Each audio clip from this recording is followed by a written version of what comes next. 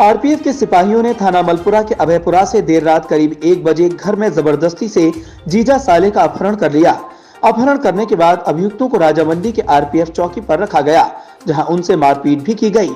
इसके बाद फिरौती की रकम 4 लाख रुपए मांगी गई। आगरा पुलिस की सूझबूझ से महज 8 घंटे में घटना में आरपीएफ पुलिस कर्मियों को फतेहाबाद रोड अमर होटल के पास से धर दबोचा गया। आगरा पुलिस ने आरोपियों पर संगीन धाराओं में मुकदमा दर्ज कराया है। पूरा मामला थाना मलपुरा के गांव अभयपुरा का है। थाना मलपुरा के अभयपुरा में इकरार अपने साले काजिम के साथ कपड़े की फेरी लगाने का कार्य करते हैं। काजिम के भाई साजिद के अनुसार बताया गया कि वह अपने घर में परिवार के साथ सो रहे थे। तभी देर रात 1 बजे आरपीएफ पुलिस की ड्रेस में 2 पुलिसकर्मी उनकी दीवार फलांग कर उनके घर में घुस आए। उन्होंने बाहर से उनके घर की कुंडी लगा दी। मां और बहन भाई को बंद कर दिया। वह बोलेरो में उनके जीजा समेत उनके भाई को ले गए। 2 घंटे बाद उन्हें फोन कर उनके अपहरण की सूचना दी गई, जिसमें उनके परिवार से 4 लाख रुपए फिरौती की मांग भी की गई।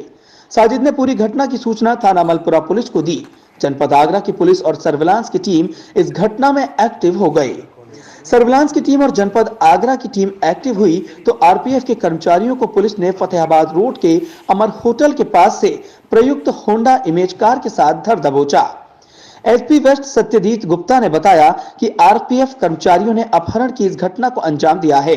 दोनों ही अपहरणकर्ताओं को सकुशल बरामद कर लिया गया है। तो आरपीएफ कर्मचारियों के खिलाफ, जो आगरा कैंट के आरपीएफ थाने में तैनात हैं, संगीन धाराओं में मुकदमा दर्ज कर न्यायालय के समक्ष पेश किया जाएगा। आगरा से अपने साथी उस्मान अली के साथ जावेद खान की रिपोर्ट।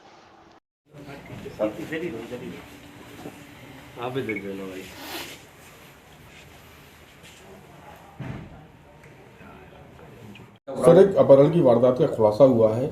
किस तरीके से अपहरण हुआ, किन लोगों ने किया और पुलिस ने कैसे इस पूरे मामले को क्रैक आउट किया? कल दिनांक 12 दिसंबर 2022 को थाना क्षेत्र मलपुरा में गांव अभुआपुरा में एक व्यक्ति के घर पे 4 लोग जो कि पुलिस के वर्दी में थे, घर पे पहुंचते हैं, घर में तोड़फोड़ करते हैं और वहां उस घर में जो वादी है उसके भाई को और उसके एक रिलेशन में जो एक जीजा है, इन दोनों को उसको घर से वहाँ से किडनैप करके ले जाते हैं। किडनैप करने के बाद जो जिसको किडनैप किया उसी के फ़ोन से व्हाट्सएप कॉल करते हैं 1 घंटे बाद और कहते हैं कि अगर आपने पुलिस को सूचना दी तो जो जिस व्यक्ति को हमने किडनैप किया है उसके साथ अनहोनी कर देंगे। इसके बाद फिर पुनः सुबह इनकी कॉल आती है, रैंसम डिमांड आती है। इनकी डिमांड आती है कि 4 लाख रुपए तत्काल आप लेकर हमारे पास आओ, नहीं लेके आते हो तो जो व्यक्ति हमारे कब्जे में है इनके साथ हम कुछ अनहोनी करेंगे। जो इसमें मुकदमा वादी है, इसने दोपहर में लगभग 1 बजे के आसपास इसने थाना मलपुरा को सूचना दी इसके संबंध में, जो कि वादी घबराया हुआ था। उसने बताया कि साहब मैं डरा हुआ था, इसलिए मैंने पुलिस को देर से मैंने सूचना दी। 1 बजे जब उसने सूचना दी, तत्काल हमारी जितनी भी वेस्ट की जितनी भी टीमें थी, सर्विलांस की, एसओजी की, थाना मलपुरा की और हमारे सीओ साहब के निर्देशन में सारी टीमें एक्टिवेट हो गई और ये अपना लोकेशन बार बार बदल रहा था।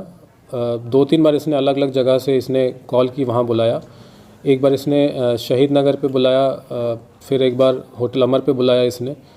फिर जब इसने लास्ट लोकेशन पे जब इसने बुलाया तो हमारी जो टीमें लगी हुई थी, जो कि प्राइवेट में थी, पहले से ही वहाँ जाके पूरा हमने रेकी कर लिया और हमने जो व्यक्ति जो इसमें 2 किडनैप हुए थे और जिस तरीके से उसने गाड़ी का हुलिया बताया था कि इस टाइप की गाड़ी से ये लोग आए थे, हमने वो गाड़ी आइडेंटिफाई की। जो जिनका किडनैप हुआ था हमने उनको भी आइडेंटिफाई कर लिया और हम फिर वेट करने लगे। फिर जब कॉल आता है, पैसे की जब डिमांड होती है, तो वादी को पुलिस द्वारा ही कुछ पैसे देके भेजा गया था कि अगर वो पैसे मांगे तो आप इस पैसे को देना और बाकी जो पैसे हैं, जो बचे हुए शेष पैसे हैं, उसके लिए आप समय मांग लेना।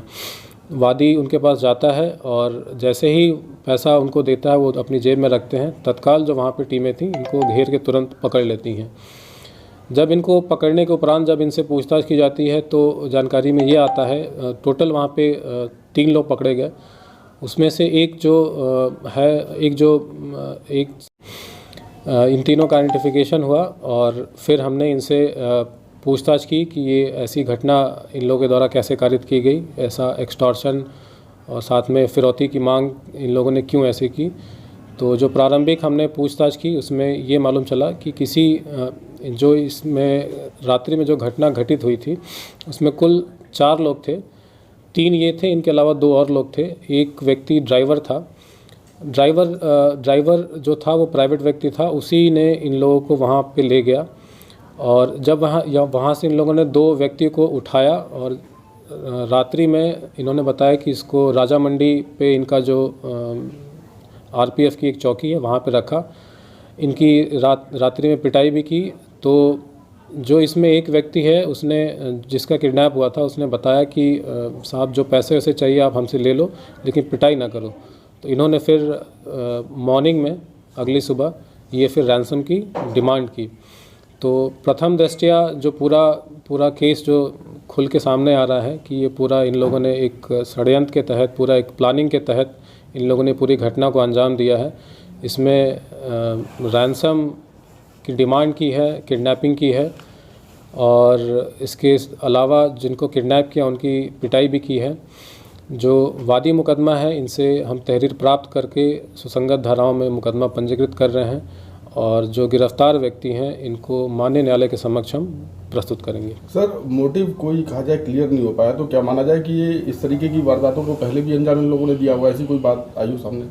अभी देखिए, जो हमने प्रारंभिक जो हमने पूछताछ की है, हमने इसमें वादी का भी वर्जन लिया है, जिनका किडनैप हुआ उनका भी वर्जन लिया।